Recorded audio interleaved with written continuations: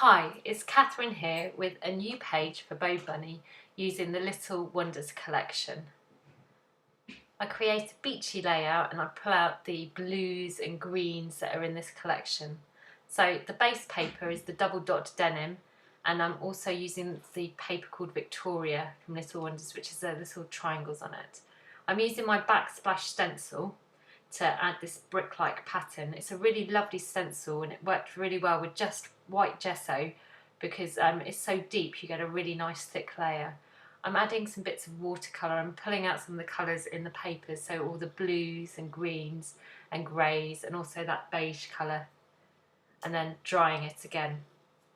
The Forest Friends stamp set goes really well with this collection, and I'm using the Vicki Boutin inks to stamp around the page. This is a beautiful mint green. It's a very subtle colour, and the stamp is like a wind swirly stamp, which you can see echoed on some of the papers in this line. I also use the Traveller stamp set and Not All Who Wander Are Lost, and I'm using the Natural Necessities 6-inch double pad to stamp this on. The navy blue in this stamp set is really beautiful. It's a really nice rich colour. I'm using one of my favourite dyes, the Mandala Die, and again a little bit more blue from the inks, just inking carefully around the edges.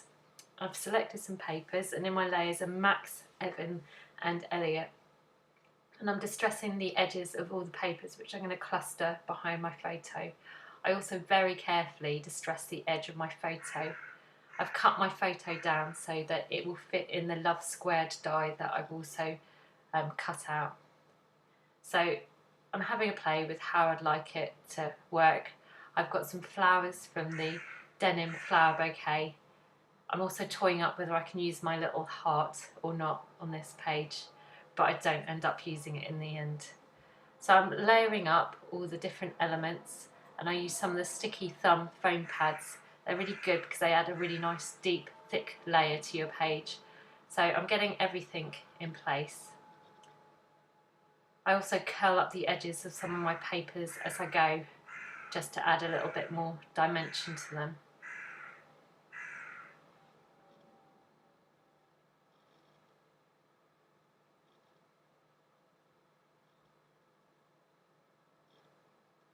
So here go all my layers, and then I attach them to the page.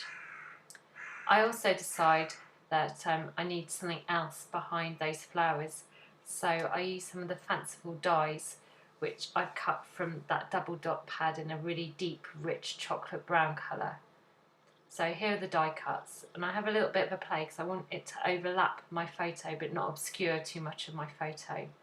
So I end up chopping them a little bit so that I can get them to work and they can tuck under and then curve over onto the page.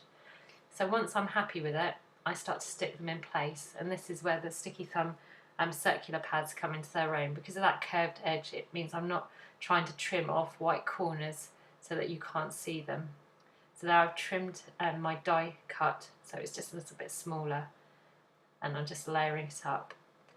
I also add a little bit more colour to the flowers, and again I'm using that really rich navy blue that's in the ink set. So just adding a small layer around the edge of the lightest flowers.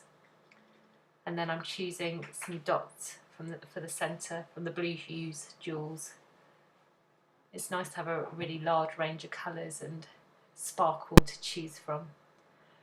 So another thing that I like to do is echo the elements around my main photo down with the area where my title is going to be. So I'm layering up that Mandala die cut and also several strips of the papers that I've used.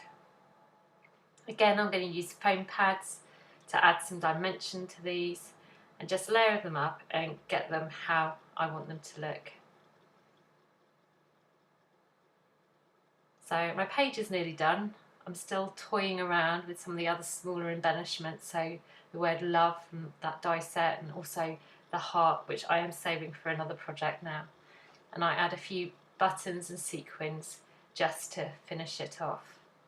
So once I'm happy with that, I then mount it onto the double dot denim paper to add that really nice blue border. So here you can see my inked flowers and the jewels in the centre. I like the way that the die cuts let you peek through to see the painty effects underneath them and how the stencils work so beautifully.